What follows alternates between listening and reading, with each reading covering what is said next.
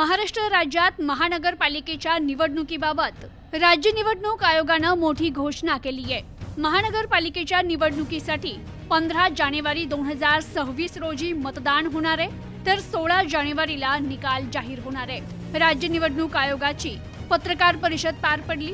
यात राज्यात 29 महापालिका निवडणुका 15 जानेवारी 2026 रोजी होणार असून या निवडणुकीसाठी मतमोजणी 16 जानेवारी 2026 रोजी होणार आहे, अशी माहिती राज्य निवडणूक आयुक्त दिनेश वाघमारे यांनी दिली आहे। राज्यात महानगरपालिका निवडणुका कधी लागणार याची उत्सुकता सर्वांनाच लागली होती।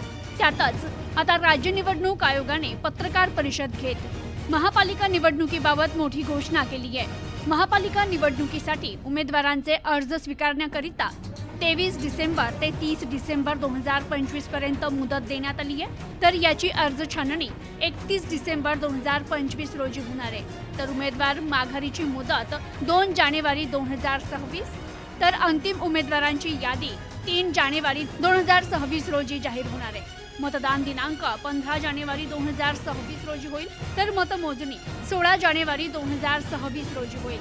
उमेदवारांना उमेदवारीसाठी आपले अर्ज ऑफलाईन पद्धतीने दाखल करायचे आहे, असं देखील यावेळी सांगण्यात आलंय।